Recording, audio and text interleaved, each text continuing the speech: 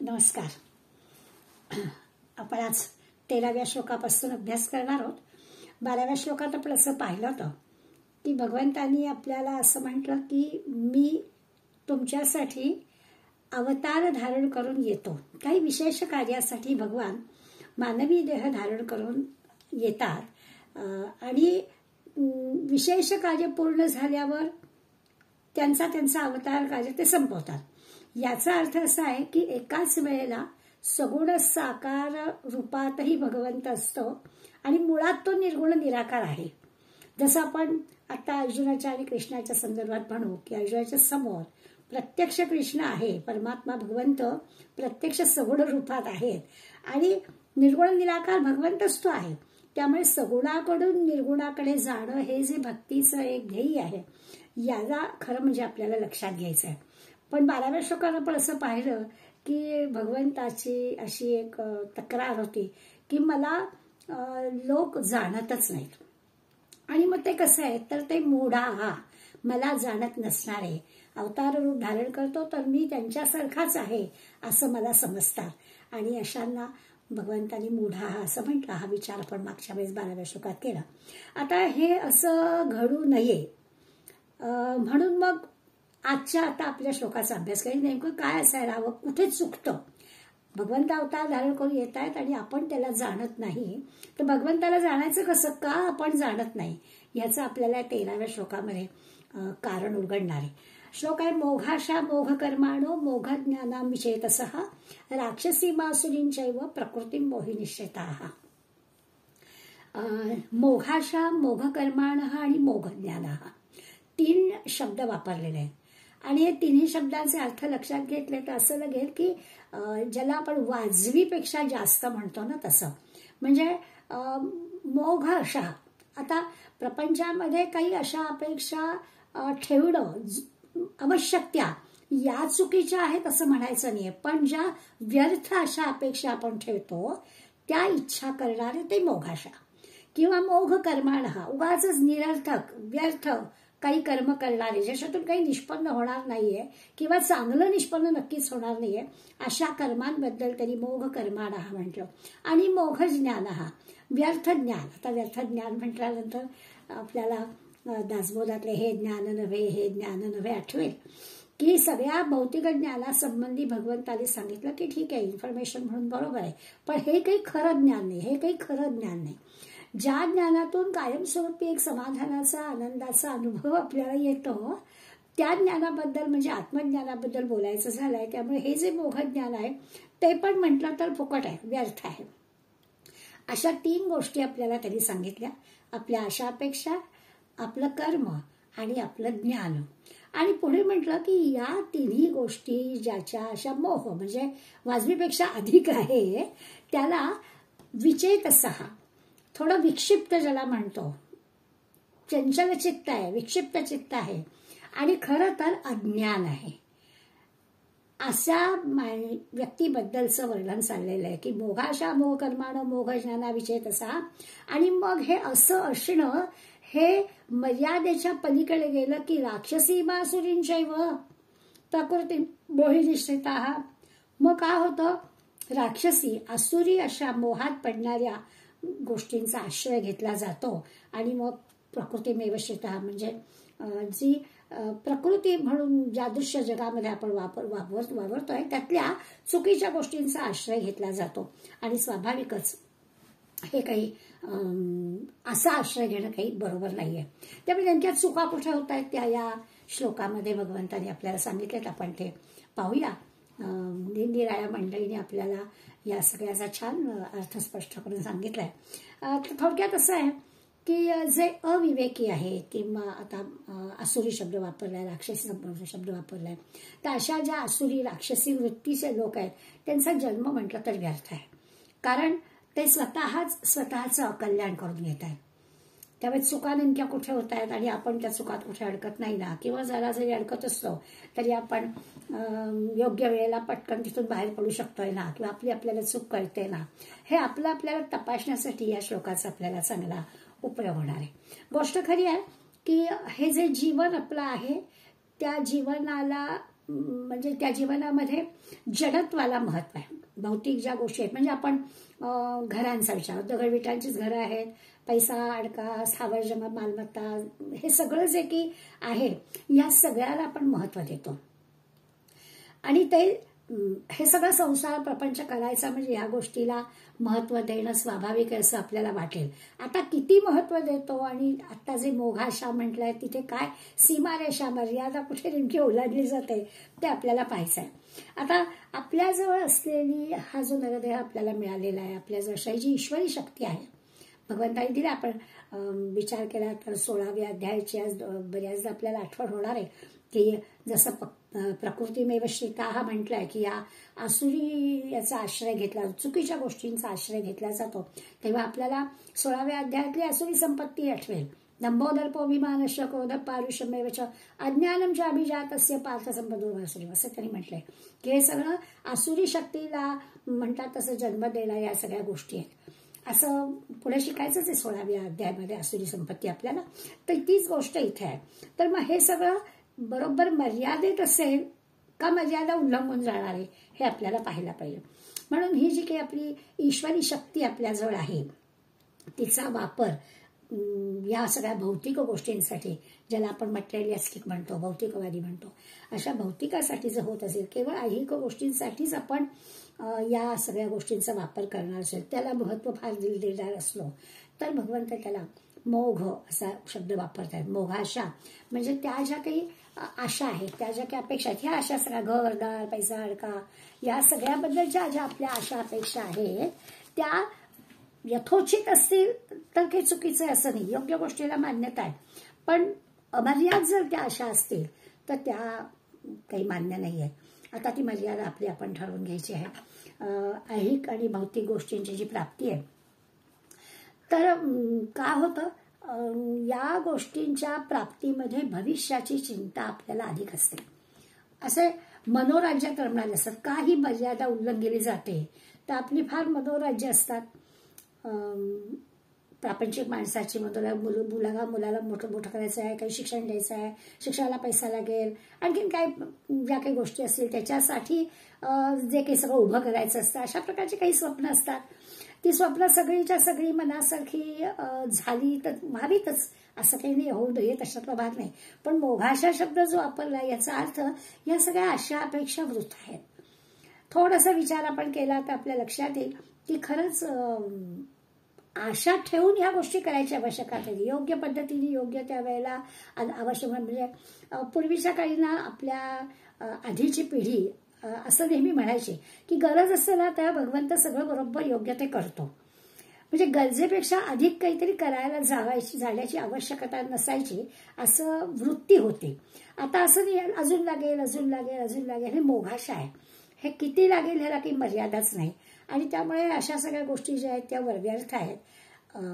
जी काही दिवा स्वप्न आहेत, जी काही मनामध्ये स्वप्न रंगवलेली असतील ती होऊ नयेत अशातला काही भाग नाही आहे, त्या जरूर व्हावी.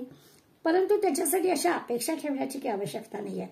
समर्थाने म्हटलंय की मनासारिखे पुत्र जामात कन्या असायला हव्या. तर सगळ्यांना हा योग सुकृताचा, आपलं जे काही पुण्य असेल त्या पुण्याप्रमाणे या सगळ्या गोष्टी होतील असं समर्थाने म्हटलंय. पण संत आपल्याला ह्याची पण जाणीव करून देतात की प्रपंच सुखी झाला ऐसा देखील ना ऐकिला. तुमचा आमचा अनुभव पण आहे. किती जरी ह्या सगळ्या मोघाशेच्या मध्ये आपण जरी सगळं साठवून ठेवलं तरी सुद्धा ते सगळं सुखाला, आनंदाला, समाधानाला कारणीभूत होतच, अशातला काही भाग नाही. आणि म्हणून ते जे काही संत सांगतायत तर फार असं म्हणजे जगाचं चिंतन, जगाचा विचार हा ह्याच्यातून काही फार मोठं समाधान होणार नाही. तर त्याऐवजी थोडंसं भगवंताचं चिंतन करावं. जे काही आपल्याला आवश्यक आहे तेवढ्या गरजा भगवंत नक्की पूर्ण करायला विश्वास मनात ठेवावा. मन शांत प्रसन्न राहील असं करावं, अशी खरी अपेक्षा आहे. आणि म्हणून ते हे जमत नाही किंवा हे जे करू शकत नाही ते कसं आहे तर हे व्यर्थ अशा अपेक्षा करणारे मोघाशा आहेत, असा त्या मोघाशा शब्दाच्या मागे अर्थ. जे सुरळीत चाललंय, आवश्यक आहे ते करण्यामध्ये काही चुकीचं नाही आहे, परंतु आपल्याला थांबायचं कुठे कळत नाही ना. आणि त्यामुळे जे आपण पुढे शब्द आपल्याला येणारच आहे विपरीत त्यांनी म्हटलंय की विक्षिप्त शब्द वापरलाय, तर तसं होऊ नये यासाठी हा मोघाशा विचार करायचे. भलत्या अशा अपेक्षा बाळगू नये, भलतंच काहीतरी अपेक्षेने करायला जाऊ नये. दुसरा शब्द त्यांनी मोह कर्माण हा असं वापरलाय. कर्माच्या बाबतीत पण म्हटलंय की आपल्या कर्मातला भगवंताचं अधिष्ठान पाहिजे. हे तर आहेच, समर्थांची ओवी आहे, सामर्थ्य आहे, चळवळीचे जो जे करीला तयांचे, परंतु तेथे भगवंताचे अधिष्ठान पाहिजे. आपण भगवंताच्या अधिष्ठानाने कर्म केलं की ते चांगलं होतच होतं, अशी खात्री बाळगायला हरकत नाही. आणि त्यामुळे मग अधिष्ठान नसलेलं कर्म म्हणजे कोणतं, किंवा मोह कर्माणा म्हणजे काय, तर इथे जो मी केलं, मलाच जमतं, माझ्यामुळेच झालं, हे जे काही मी पण आहे, अहंकार आहे, हा मोह कर्माणामध्ये येतो. की अहंकाराने कुठलंही कर्म करू नये. जे काही आपली विहित कर्म आहेत, कर्तव्य कर्म आहेत, ती अगदी छान मनापासून प्रामाणिकपणानं करावी, पण ही अशी व्यर्थ कर्म करायला जाऊ नये. पुढे गीतेमध्ये आपल्याला 18व्या अध्यायात येणार आहे, अधिष्ठानम तथा कर्ता करणंच पृथक विधाम विविधाश्च पृथक चेष्टा दैवम चैवात्र पंचम. भगवंत आपल्याला सांगणार आहे की प्रत्येक कर्माला अधिष्ठान असावं लागतं, बरोबर आहे. त्याबरोबर अधिष्ठानाबरोबर करता म्हणजे आपण चांगलं लागतं, त्याची साधन सामुग्री राहते, निरनिराळ्या कर्माच्या पद्धती ज्या आहेत त्या सगळ्या यथासांग कराव्या लागतात. पण या सगळ्याच्या मागे भगवंताची कृपा पण असावी लागते. या मोघ कर्माणामध्ये वृथा कर्म म्हटलंय ना, याचा अर्थ भगवंताची कृपा नसलेलं. तर असे मोघ कर्म, त्या कर्माच्या व्यर्थ कर्माच्या भानगडीत पडू नये. उगाच त्या म्हणजे वाया जाणारी कर्म फुकट जाईल, ती त्यांनी नुसतेच श्रम होतील, त्याच्यातून काहीच निष्पन्न होणार नाही. म्हणून मोह कर्माणा करू नये असं समर्थांनी आपल्याला सांगितलं. भगवंताची कृपा आपल्यावर होईल, आपण योग्य पद्धतीनं विहित कर्म केलं तर ते सगळं घडेल. व्यर्थ कर्म करणं, त्या अर्थाने निरर्थक कर्म करणं, निरर्थक उगाच श्रम करणं होईल, म्हणून तेही समर्थाला मान्य नाही. तिसरा शब्द वापरलाय मोघ ज्ञान हा, म्हणजे त्यांच्या म्हणण्याप्रमाणे ज्ञानही व्यर्थ. क्षणभर आपल्याला जरा असं वाटेल की असं कसं म्हणतात, पण सरळ सरळ भौतिक ज्ञान आणि आत्मज्ञानामधला दोन फरक जर लक्षात घेतले तर आपलं सगळं जे ज्ञान आहे हे भौतिक ज्ञानाच्यासाठी आपण शिक्षण घेत असतो. मग ते शिक्षण जे आहे ते घ्यावं, त्या घेण्याबद्दल नाही, परंतु त्याच्याबरोबर आता आणखीन काय करावं, आत्मज्ञानासाठी काय करावं, थोडं तरी भगवंताचं चिंतन स्मरण करावं, याच्यासाठी त्यांनी मोघ ज्ञान हा, हे ज्ञान जे आहे भौतिक यांनी ज्ञान जे आठवलं आहे, त्या भौतिक ज्ञानाने कदाचित भरपूर पैसा मिळेल, स्थावर जंगम मालमत्ता तुम्ही उभी कराल, श्रीमंती मिळेल, मान मरातब मिळेल समाजामध्ये, पण त्याच्यामुळे सगळी दुःख निवृत्ती नाही होणार. ज्याला खरं समाधानाचा आनंदाचा अनुभव जो असतो तो ह्या नुसत्या श्रीमंत माणसाला नाही मिळणार. आणि म्हणून ते मोघ ज्ञान म्हणताय. आणि हे ज्ञान नव्हे, हे ज्ञान नव्हे. भौतिक ज्ञान पुष्कळ पदरात पडेल, परंतु त्या भौतिक ज्ञानाने समाधान मिळेल असं नाही. या भौतिक ज्ञानाला आपण शब्द नेहमी वापरतो अभ्युदय, तो आवश्यक आहेच. आपण आपल्या उद्योगामध्ये किंवा आपल्या नोकरीमध्ये, आपल्या व्यवसायामध्ये जे काही नवीन बदल होत असतात त्या संबंधी अगदी अलर्ट राहतो. बऱ्याच ठिकाणी काही कोर्सेसमध्ये आपल्याला रिफ्रेश कोर्स करावे लागतात की चालू काळामध्ये जे काही बदल त्याच्यामध्ये झालेले आहेत ते आपल्याला कळायला हवे, असं पण सगळं आपण करतो. आणि हे करणं आवश्यक नाही. त्याच्यामध्ये काही आपण प्रापंचिक माणसं आहोत, नोकरी उद्योग करणारे आहोत, त्यामुळे हे जसं आपण व्यवहारात करतो त्यासाठी आपण सगळे परिश्रम करतो. त्याचं जे सिलेबस असेल ते पाहतो. हल्ली तर काय गुगल मावशी सगळ्यासाठी बसलेल्याच आहेत. युट्यूबवरती किती गोष्टी आपल्याला बघायला मिळतात. ChatGPT सारख्या गोष्टी आपल्याला सगळ्या प्रकारचं ज्ञान द्यायला बसलेल्याच आहेत. त्यामुळे हे सगळं करायला हरकत नाही, पण फक्त हेच करावं तर ते कसं आहे तर मोघ ज्ञान आहे. मग त्याच्या जागी आपल्याला थोडीशी आपल्याला नलदेह मिळालं आहे ना, त्यामुळे खरं आपलं इथे येण्याचं जे काम आहे ते आपण करावं. थोडं अध्यात्म ज्ञानही महत्वाचं आहे. नाम घ्यावं, ध्यान करावं, एखादा ग्रंथ निवडावा, त्याचा अभ्यास करावा, कुठेतरी सत्संगाला जावं, काहीतरी नियमित वाचन करावं, कुठल्या तरी संत ग्रंथांचा अभ्यास करावा, स्वतःचं परीक्षण करावं, हे पण महत्वाचं आहे. कारण त्याशिवाय नेमकं आपल्या मनाचं बुद्धीचं संतुलन काय आहे, संयमित याच्यात ते आहे की नाही, कुठेतरी भरकटत आपण जात नाही होत ना, ह्या सगळ्या भौतिक गोष्टीच्या मागे जात नाही होत ना, हे आपल्याला समजलं पाहिजे. यासाठी म्हणून तो मोघ ज्ञान हा शब्द पण आपण लक्षात घ्यायचा आहे. तिन्ही गोष्टी जर मोघाशा, मोघ कर्माण आणि मोघ ज्ञान, ही जी मंडळी आहेत अशी मर्यादा उल्लंघून गेलेली ही जी मंडळी आहे, ह्याला त्यांनी विचेत असा शब्द वापरलाय. विपरीत बुद्धी आहे अति कुठली गोष्ट करणं ही विपरीत बुद्धी आहे असं भगवंत सांगतात. आणि याचं कारण असं आहे की या सगळ्याच्या मागे आपण कुठल्या तरी भलत्याच आश्रयाने जातो म्हणून हे असं घडतं. नेमकं विवेकाने कुठे थांबावं हे आपल्याला कळत नाही. भलत्या आशा अपेक्षा ठेवतो, भलतीच काहीतरी कामं करायला जातो, भलतंच काहीतरी ज्ञान संपादन करायला जातो आणि या सगळ्यामध्येच इतके अडकतो की खरं समाधानाची, खरी आनंदाची जी जागा आहे तिकडे आपण वळतच नाही. याच्यासाठी आपल्याला या तिन्ही गोष्टींबद्दल विपरीत बुद्धी असं भगवंत म्हणतायत. खरं आहे की ही जी भौतिक बुद्धी आहे, आता असं आहे की रोजचं जे आपलं दैनंदिन जीवन आहे ते उत्तम पद्धतीनं चालावं त्यासाठी आपली ही सगळी मेहनत असते. चुकीची आहे अशातला काही भाग नाही. आपण ही सगळी एवढी जी खूप मेहनत करताय, एक नोकरी पुरत नाही म्हणून आणखीन सुद्धा त्याच्या मदतीला घेत आहेत. 2 बेडरूमची जागा पुरत नाही मग आणखीन 3 बेडरूमची हवी आहे. एक घर पुरत नाही मग आणखीन एखादं घर हवं आहे. अशा ज्या सगळ्या काही भौतिक गोष्टींच्या आपण मागे लागतो त्या आपल्या सुखाच्या कल्पना आहेत असं आपल्याला वाटत असतं. त्यासाठी आपण ही सगळी मेहनत घेतो आणि इतके सगळे श्रम करून सुद्धा आपल्या असं लक्षात येतं की एवढं सगळं केल्यावर तर आपल्याला सुख आणि आनंदच मिळालं पाहिजे. तर लक्षात यायचं असं नाहीये की सुख दुःख यश अपयश अशा सगळ्या म्हणजे दोन्ही गोष्टी, सुख मिळत नाही अशातला काही भाग नाही पण सुखच मिळतं असं नाही होत. त्यामुळे अशा वर खाली जाणाऱ्या गोष्टी आपल्याला मिळतात.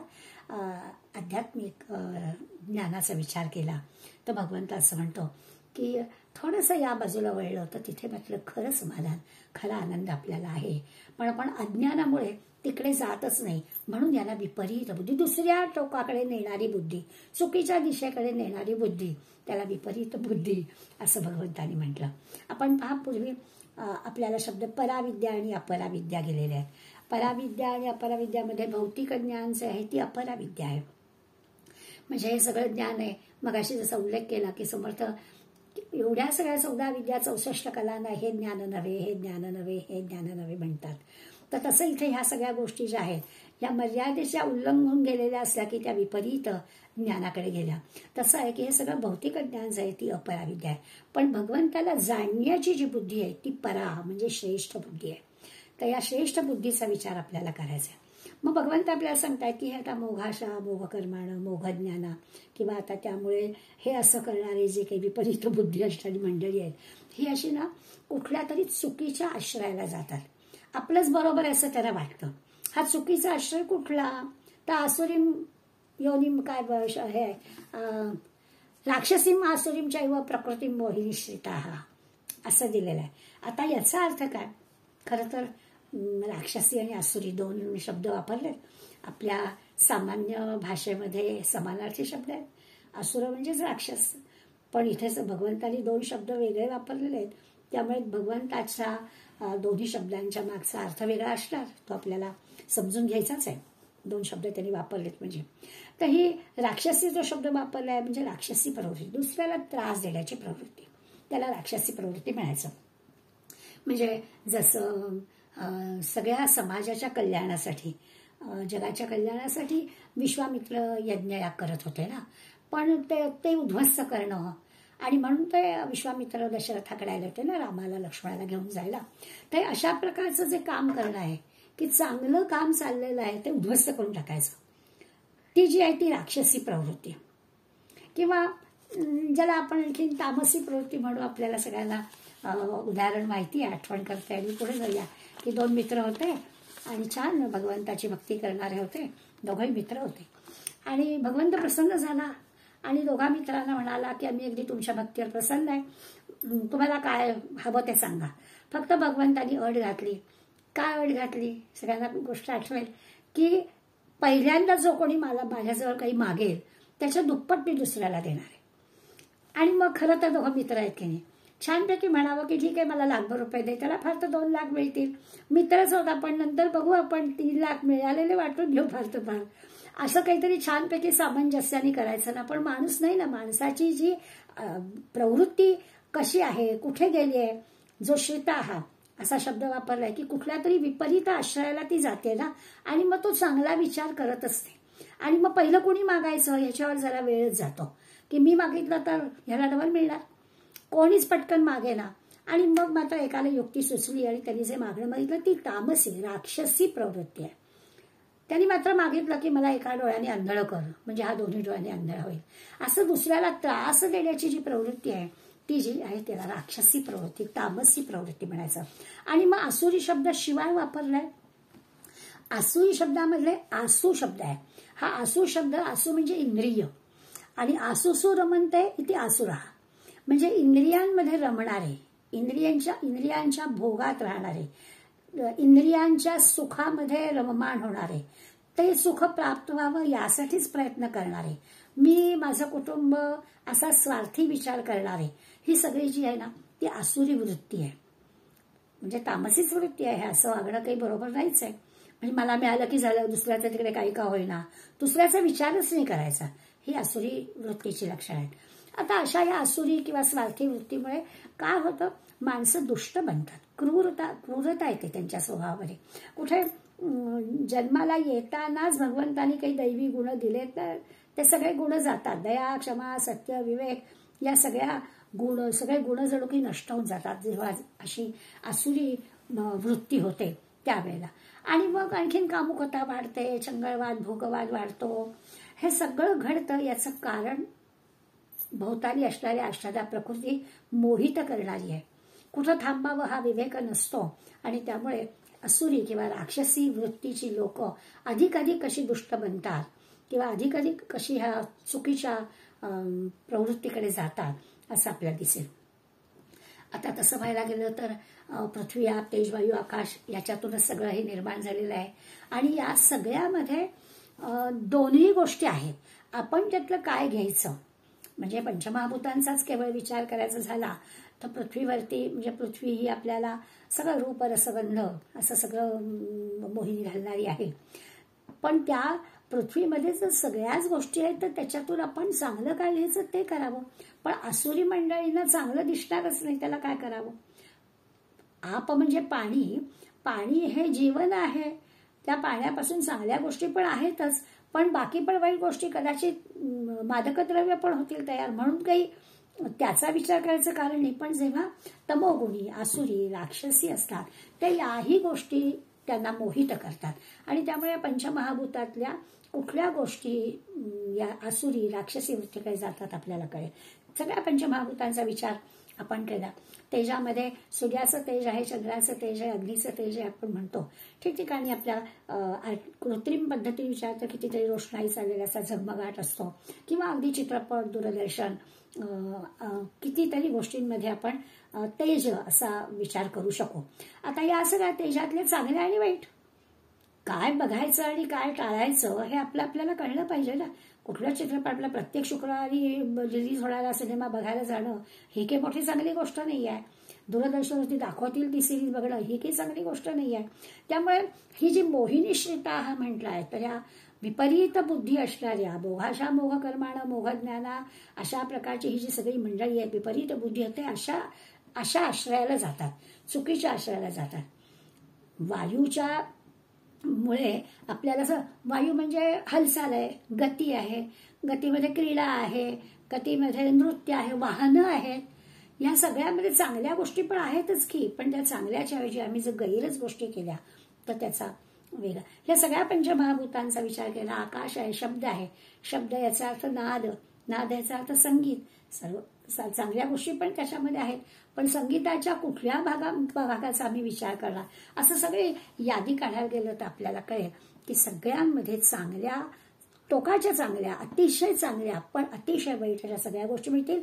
आणि ही जी असुरी मोहिनी घालणारी गोष्ट आहे ते या चांगल्या बाजूला येतच नाही, ते त्या दुसऱ्याच बाजूला जातात. आणि म्हणून त्यांनी म्हटलं की ही मोहमयी, ही जी दृश्य जग आहे, ही जी प्रकृती आहे ही मोहमयी आहे.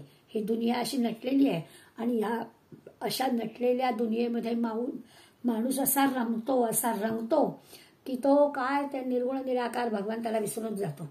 कुठलं देव, भगवंत वगैरे काही नाही. अशा या दृश्य जगामध्ये तो स्वतःला भोगामध्ये आणि अशा त्याच्यातच आनंद आहे असं वाटल्यामुळे तो रमवून टाकतो. आसुरी आणि राक्षसी या दोन शब्दांचे अर्थ वर्धानंद भारतींनी जरा वेगळ्या पद्धतीने आपल्याला दिलेत, अगदी आपल्याला पटणारेच आहेत म्हणून सांगण्याचा मोह होतो.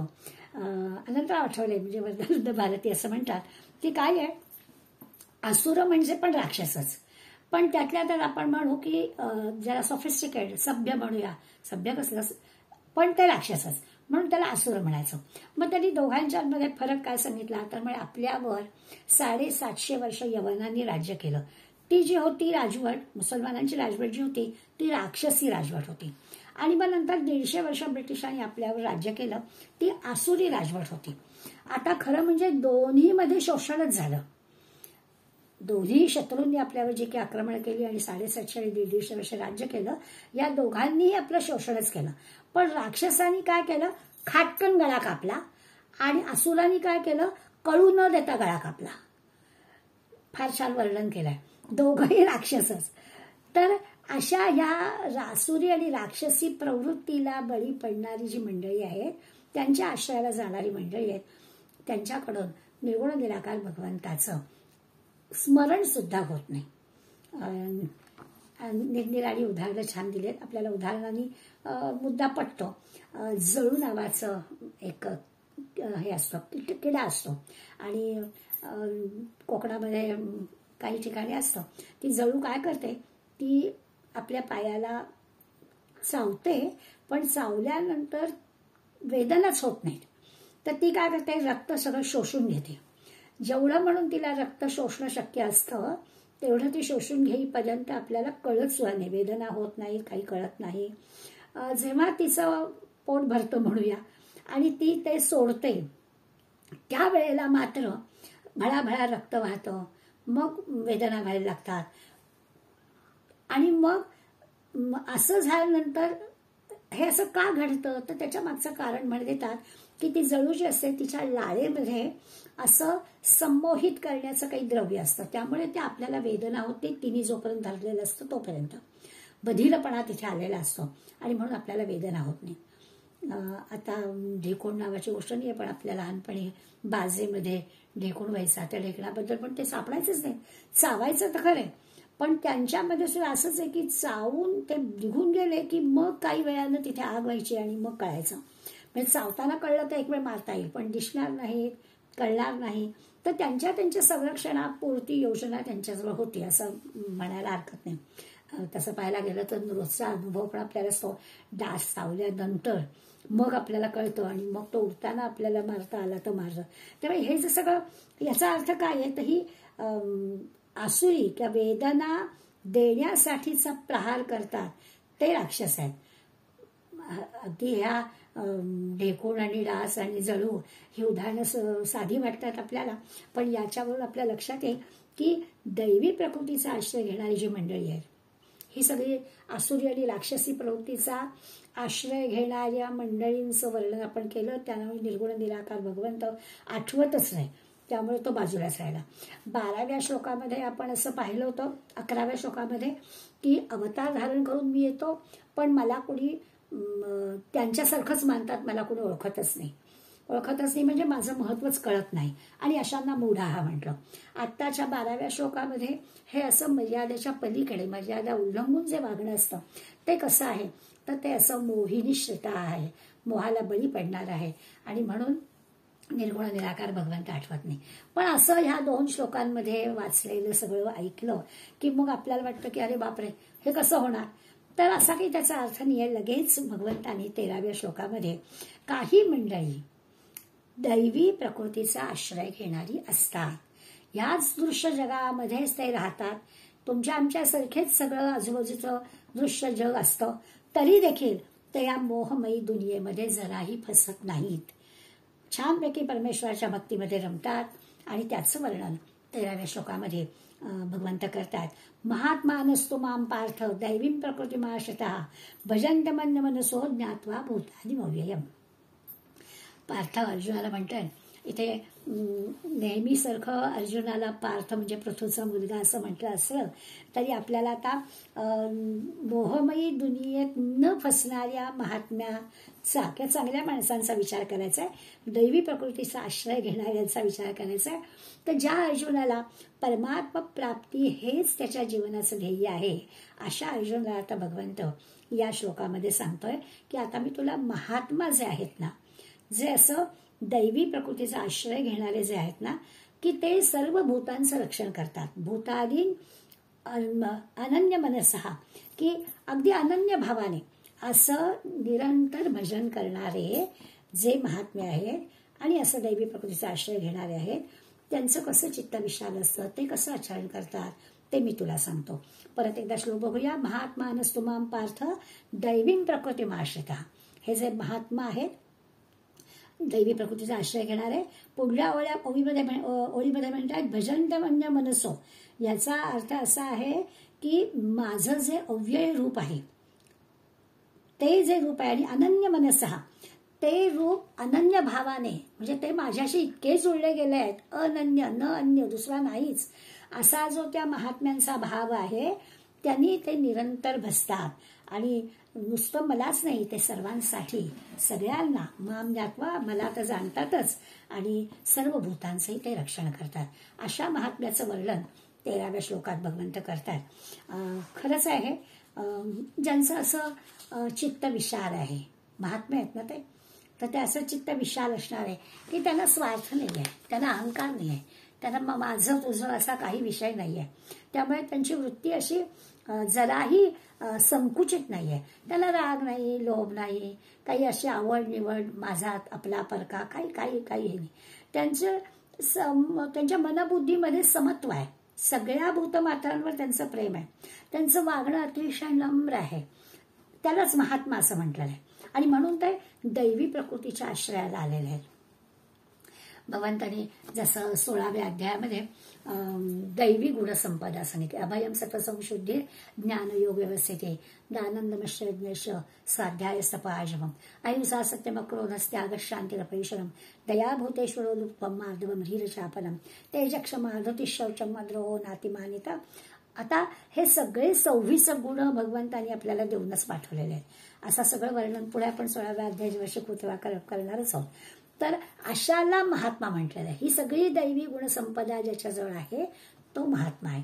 आणि तो कसा अनन्य भाव आहे, तो कसा सर्व भूतमात्रावर प्रेम करतो आहे, आणि असा भगवंताच्या म्हणजे दैवी आश्रयाला आलेला आहे, याच्याबद्दलचा आपण विचार करायचा.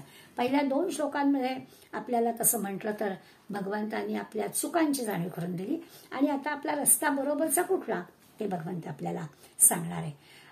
भगवंत अशाच भक्तांच्या मनामध्ये वस्ती करून असतो.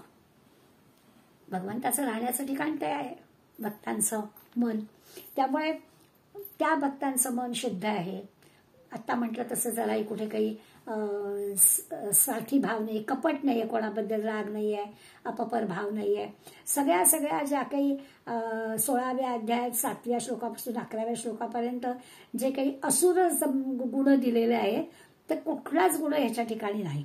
सगळीकडे कसं समान दृष्टी, जगाच्या कल्याणासाठीच मुळी यांचं येणं जाणं आहे. त्याला आपण संत म्हणूया, साधू म्हणूया, सज्जन म्हणूया.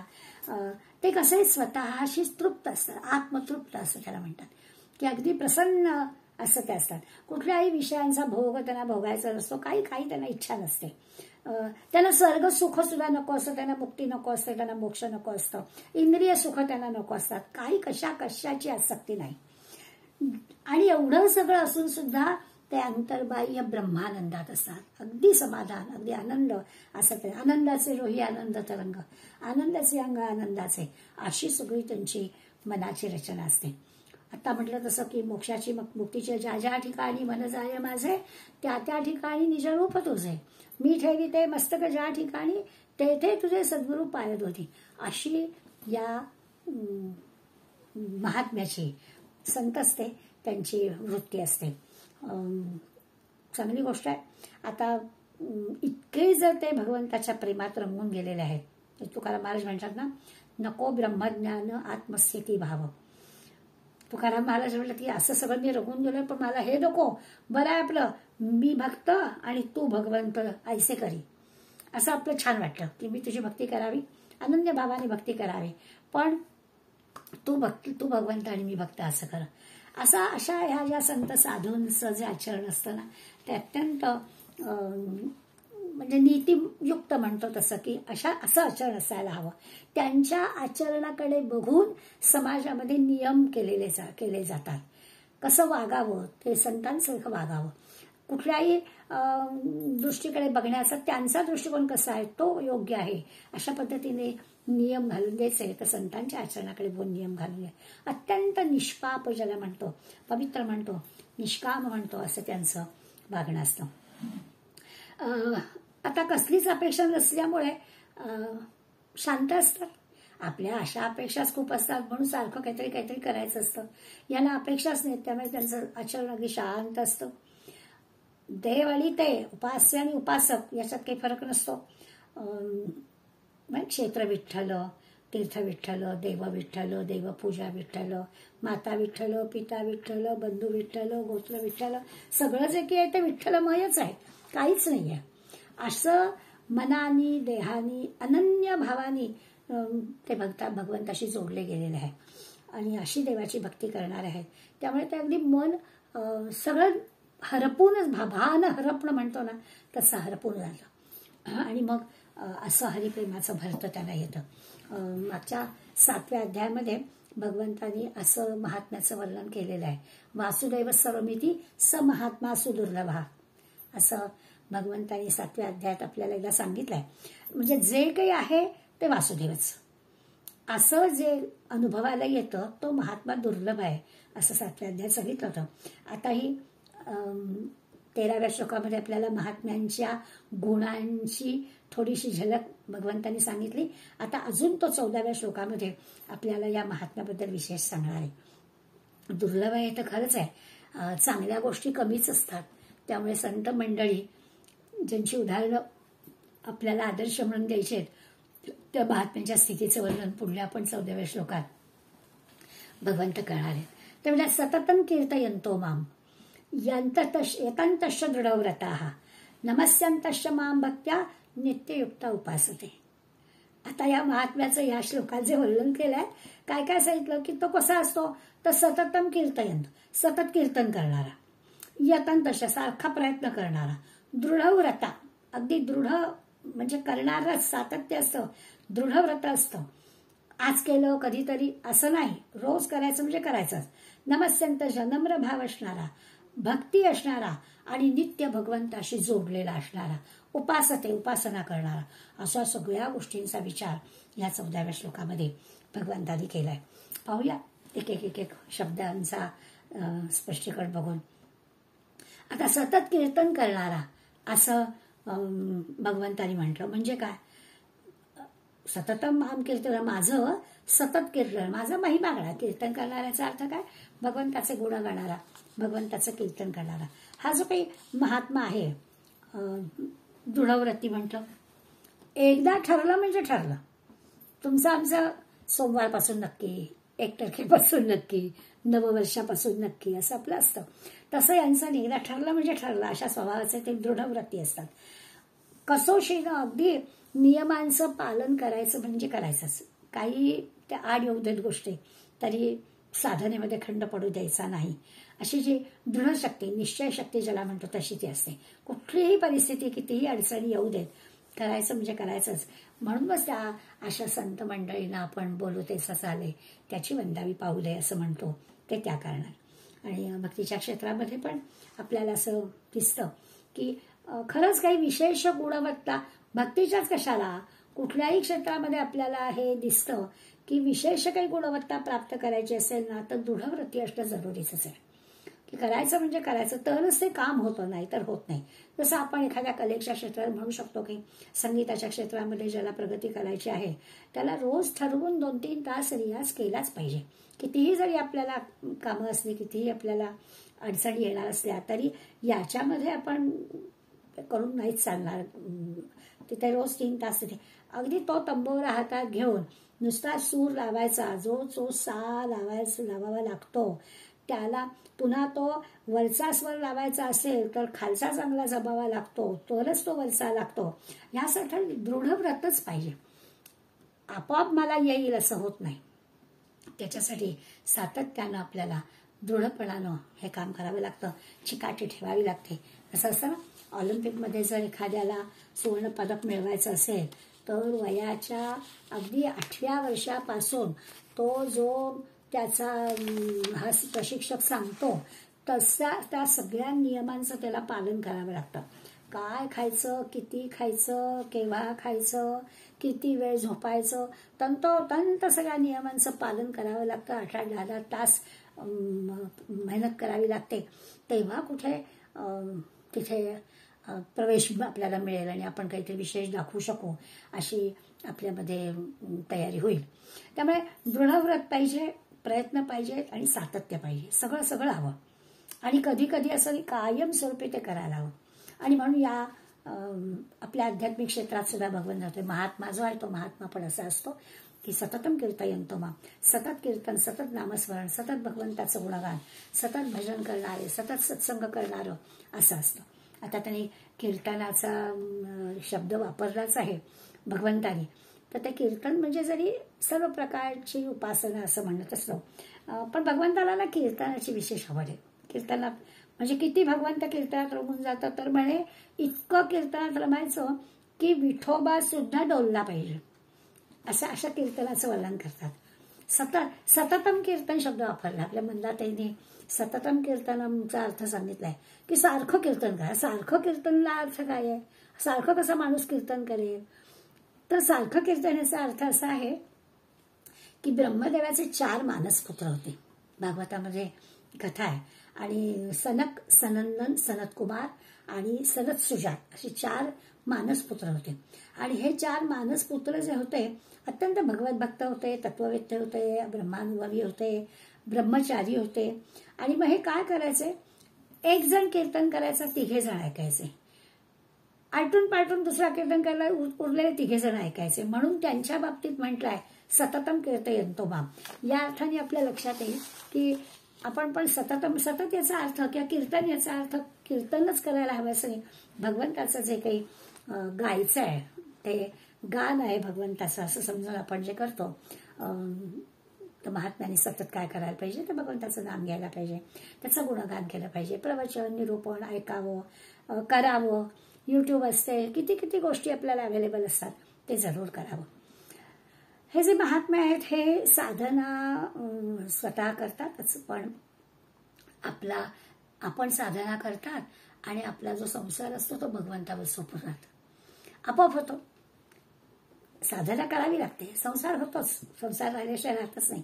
आपलं काय असतं, आपलं बरोबर उलट असतं. आपण मनापासून आवडीनं संसार करतो आणि मग सवडीनं वेळ मिळाला तर मग भगवंताचं नाम घ्यायचं त्याने ते ठरवतो. बरं समजा अगदी घेतलं तरी ते त्याला सांगतो, बघ बाबा आता घे करून, म्हणजे त्याच्यावर जवळ की उपकारच आमचे की आम्ही करतोय. त्यामुळे खरं तर असं असायला हवं की संसार करायचा. मग अशी जसं आपण पाहिलं की त्या अपेक्षित असणाऱ्या सगळ्या गोष्टी आपण करायच्या, पण कुठेतरी आपण ते थांबायचं, आवड निवड संपायची. आवडीने भावे हरिनाम घ्यावे. संसार आवडीनं करायच्या ऐवजी आवडीने भावे हरिनाम घ्यावे. मग काय होईल, जर का आपण आवडीनं भगवंताचं नाम घेतलं तर तुझी चिंता त्याची सर्व आहे, तर तुझी चिंता तो करेल. मग काय प्रपंचातल्या अडचणींचा विचार करायचं कारण नाहीये, ते सगळं होईल. पण आम्ही त्यांच्यावर आमचा काही एवढा विश्वास नाही, भरोसा नाही. आमची चिंता आम्ही करतो आणि प्रपंचातल्याच गोष्टी करत राहतो. ही जेव्हा खात्री होईल की तुझी चिंता त्याची सर्व आहे, ही जेव्हा खात्री होईल तेव्हा मग आपण म्हणू की आवडीने भावे हरिनाम घेसे. हे पटेल आपल्याला, पण ते की आपल्याला पटत नाही. जपमाळ धरली अंतरी श्रीहरी जपे सदा. खरं म्हणजे तोच एकदा आपण नुसतं आपल्या हृदयामध्ये त्याला जागा द्यायची की तो जप करेलच. काही प्रत्यक्ष माळेची पण आवश्यकता नाही, तो आपल्या करवी करून घेईलच. अंतरात सतत नाम चालूच ठेवायचं. श्वास घेताना श्रीराम, श्वास सोडताना श्रीराम, अशी जर सवय लावली तर जन्मभरी या श्वासा इथं काही बोजलेले हरिनाम. मग श्यामला विकत घेता येतो, आधी नाही. त्याला विकत घेतायला श्याम, तर त्याला जन्मभरी या श्वासा इतकं नाम मोजायचं आहे. ते जमलं तर त्याला विकत घेता येईल. मग काय तो माझ्याचकडे आहे, मी घेतलाय त्याला विकत असं म्हणता येईल. पण असं नाम घेतलं पाहिजे. हे सततम कीर्तयंतो माम असं आपल्याला कळेल. या महात्म्यांजवळ हे सगळं दृढ प्रयत्न आणि सातत्य असतं, म्हणून त्यांना ही गोष्ट जमते. दुसरा शब्द वापरलाय नमस्यंतः. हे महात्मे भगवंताला नमस्कार करतात. नमस्कारासी वेचावे न लगे, नमस्कारासी कष्टावे न लगे, नमस्काराचं काहीच न लगे उपकरण सामग्री, पुढे साधक भावे नमस्कार घाली, त्याची चिंता साधूच लागली. सुगम पंथे नेऊन घाली जेथील तेथे, असं समर्थांनी आपल्याला सांगूनच ठेवलेलं आहे. त्यामुळे ते जे महात्मे असे भगवंताला नमस्कार करतात, वंदन करतात, आपल्याकडे जे सनम्रपण घेतात, आपल्याकडे माऊलींचा छान शब्द आहे ढाकुले पण आपल्याकडे घेतात, ते जे आहे त्या महात्म्यांसारखं आपल्याला नम्र होता आलं पाहिजे. असं फोनवरती नमस्कार असं जे म्हणतो, ते फोनवरचं जे नमस्कार आहे, फोन उचलला की हॅलो म्हणायचे नमस्कार असं आपण म्हणतो, त्यात असते ती औपचारिकता असते. त्याच्यात काही हे नमस्यंतः नाही आहे. भगवंताजवळ नतमस्तक होणं, नम्र होणं, हे जे की आहे खरी भक्ती जी असायला, ती काय अशी नमस्कार म्हणण्यामध्ये नाही आहे. रस्त्यात कोणी भेटलं की नमस्कार, ह्याच्यामध्ये काही भक्ती नाही आहे. ते होतं, ती औपचारिकता आहे. किंवा कोणी आपल्याकडे मोठी व्यक्ती घरी आली तर मग आपण घरातल्या सगळ्या लहान मंडळींना त्यांना नमस्कार सांगतो. तोही काही नमस्कार भक्तीचा नसतो, तो फार तर सक्तीचा म्हणतो. आता आईने सांगितलंच आहे किंवा आजीने सांगितलंच आहे तर करतात, पण ते काही मनापासून नसतं. हे जे नमस्यंता आहे ना, महात्म्यांचा नमस्यंता, हे वेगळं आहे. बाकी सगळीकडे आपण जो काही नमस्कार पाहतो तो असा असतो, त्या नमस्कारची तुलनाच होऊ शकत नाही. म्हणून भगवंत भावाचा भुकेला आहे ना, त्यामुळे भगवंताशी नमस्कार करायचा म्हणजे कसा, अनन्य भावानं त्याला नमस्यंता म्हणायचं. विमानातली हवाई सुंदरी पण आपल्याला अगदी नमस्कार करते, प्रत्येक प्रवाशाला नमस्कार करते. आता काय आपण तिकीट काढलेलं असतं, भरपूर पैसे तिला दिलेले असतात, त्यामुळे ते पैसे दिलेल्याच त्यात तो नमस्कार असतो. तो काही नमस्कार भक्तीचा वगैरे नसतो. साधक भावे नमस्कार घाली, हा काही नमस्कार तिथे नसतो. आपल्याला जो महात्म्याचा नमस्कार म्हटलेला आहे तो कसा आहे, तो अत्यंत मनापासून भगवंताला 2 हस्तक आणि 1 मस्तक जोडलेला आहे, नम्र भावानं नमस्कार केलेला आहे. एकदा वरदान भारतीच्याच पुस्तकामध्ये एक प्रसंग आहे. एकदा असं झालं की एक जण संध्याकाळची वेळ होती आणि एक जण आपलं कापड पसरून वाटेतच रस्त्यातच नमाज पडायला बसला. आणि नमाज पडायला बसला, पण एक तरुणी, तिला पण संध्याकाळी घरी जायचं खूप घाई होती, काळोख पडायला लागला होता. त्यामुळे तिचं लक्षात येते, इतकी घाईत होती, जवळजवळ धावतच होती. आणि मग ती धावत घाईत आपल्या घरी जाण्यासाठी चालली. आणि त्या नमाज पडत असणाऱ्यांनी जे काही कापड पण अंथरलेलं होतं, त्या कापडावर तिचा पाय पडला. आणि मग तिथं घाईत निघून गेली, पण याला राग आला. आणि मग हा राजाकडे गेला आणि त्याची तक्रार केली. आणि मग राजांनी त्याची तक्रार ऐकली आणि मग शोध घेतला की कोण ही, त्यावेळेला कोण गेली, आणि हुडकून काढलं ती कोण होती तिला. आणि तिला राजाने बोलवून घेतलं. तिला विचारलं की हे असं झालं का. ती म्हणाली, मला काही सांगता येणार नाही, पण मला आठवत नाही, पण मी खूप घाईत होते, काळोख पडायची वेळ झाली, ती संध्याकाळी मला घरी जाणं भाग होतं आणि म्हणून मी घाईघाईत जाताना असं घडलं असेल. पण मला काही त्यांच्या कापडावरती पाय देऊन जाण्याचा माझा काही उद्देश नव्हता वगैरे. दोघांचं हे सगळं राजांनी ऐकलं. आणि मग राजांनी असं म्हटलं की तू नमाज पडत होतास ना, मग नमाज पडताना तुझं ध्यान लागलेलं नव्हतं, तुला कसं कळलं ती मुलगी गेली आहे, कोण गेली आहे, कारण तू सांगितलंस मला कोण गेलेली आहे आणि तिला आपण शोधून काढलेलं आहे. त्यामुळे त्या पडण्यामध्ये तुझा भाव नव्हता, हे राजाच्या लक्षात आलं. आणि तिचं काय होतं, तर तिला घरी जायची जी काही ओढ होती, काय तिची लहान बाळं घरी असेल आणि आणखीन काय असेल, आणि त्यामुळे त्या घाईमध्ये जी गेली, तिला तिचं सगळं लक्ष तिथं होतं. आपलं जे काम आपण करतोय त्या कामामध्ये पूर्ण भाव आपला ओतलेला असला पाहिजे, याच्यासाठी राजांनी योग्य निर्णय दिला आणि तिला सोडून दिलं. तात्पर्य आपल्याला हेच लक्षात घ्यायचं आहे की जे काही काम आपण करतोय, जे काही आपण कर्म करतोय, महात्म्यांच्या प्रत्येक कर्मामध्ये भाव असतो. महात्म्यांच्या उपासनेमध्ये भगवंताचा भाव असतो. नमस्कारामध्ये अत्यंत नम्र भाव असतो, भक्ती असते, श्रद्धा असते. ते मन त्या परमात्मा स्वरूपामध्ये रंगून गेलेलं असतं.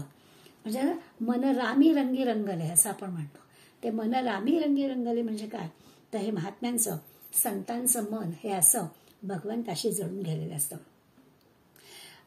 आणि त्यामुळे होतं काय, त्यांना काळ वेळेचं बंधन नसतं. म्हणजे त्यांना कळतच नाही किती काळ ह्याच्यामध्ये गेला. म्हणून मग असं त्यांना श्रीमंत गरीब भेद नाही, काळ वेळेचा भेद नाही. ते भगवंताशी जोडलेले असतात.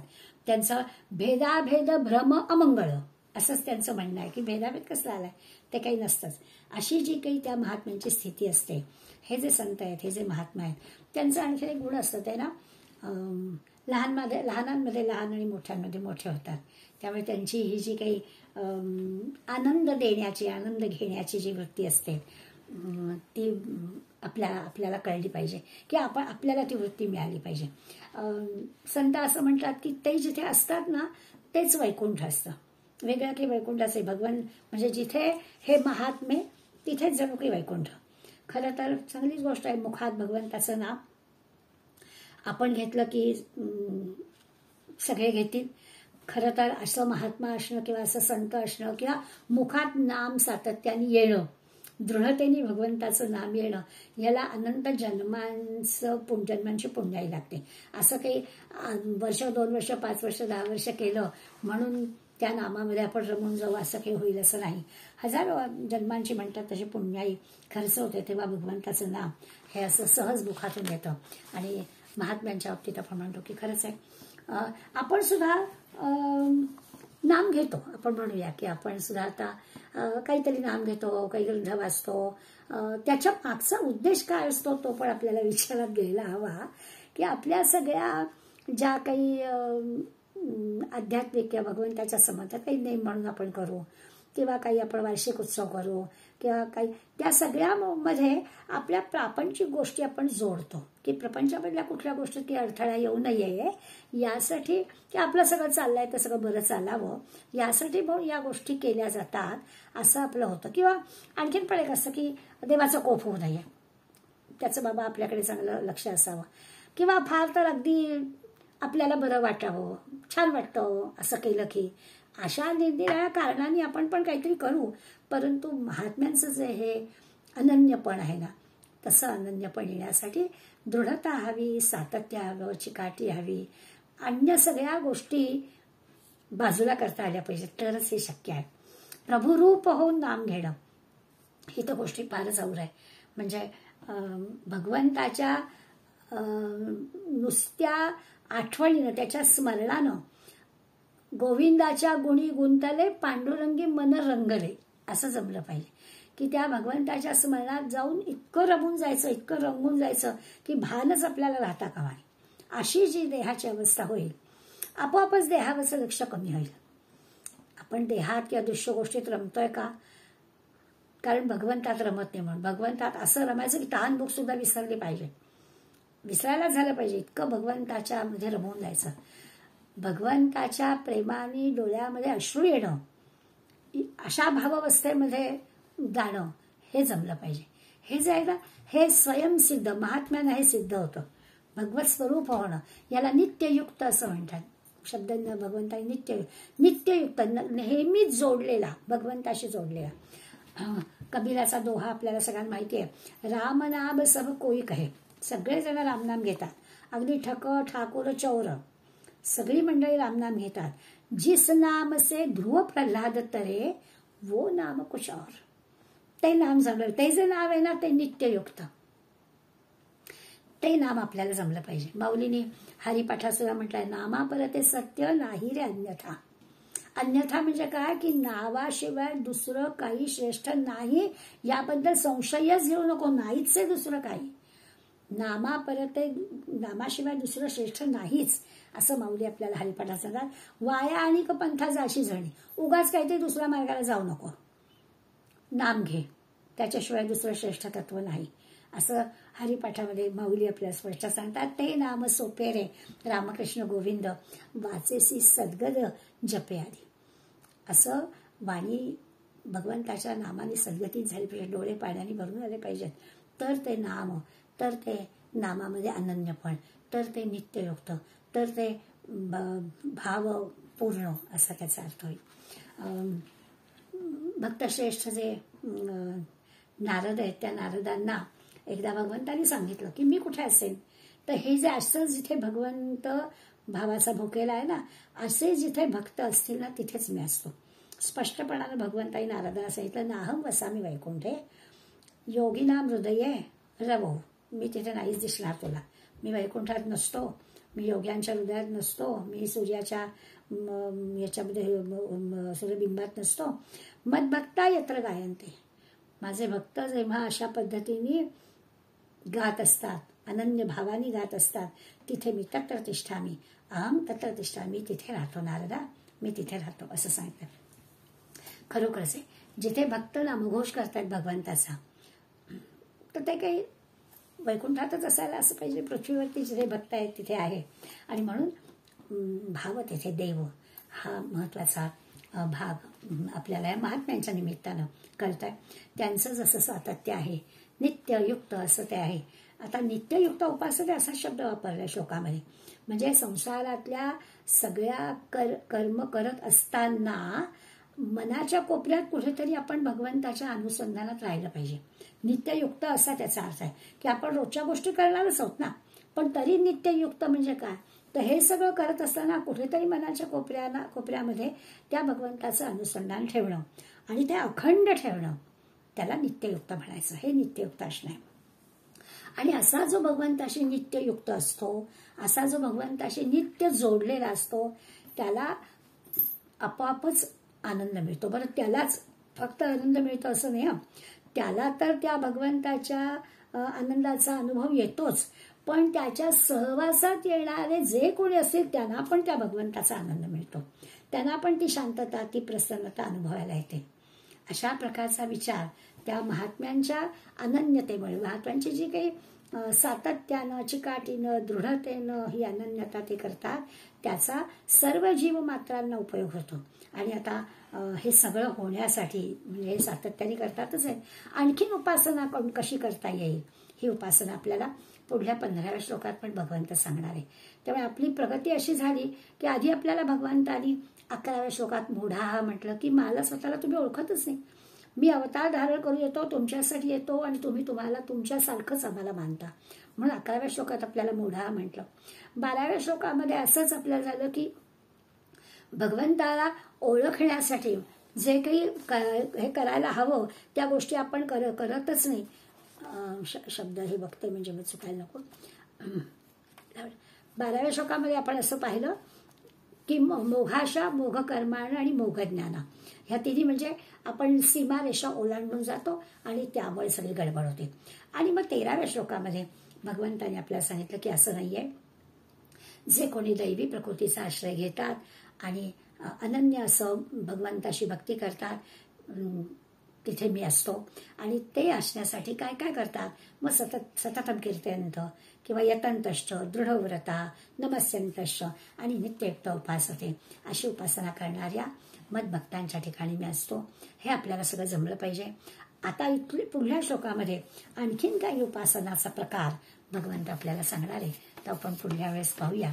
पण आजच्या सततम कीर्तयंतो माणसं आपण थोडंसं चिंतन करूया, म्हणजे आपलं कुठे नेमकी सीमारेषा आपली ओलांडली जाते आणि नेमकं आपल्याला काय केलं पाहिजे, किती ह्या दृश्य जगामध्ये आपण अडकतोय, का अडकतोय, याचं सगळ्याचं चिंतन आपण केलं तर आपल्याला पुढली उपासना काय आहे ती चांगली समजेल. धन्यवाद.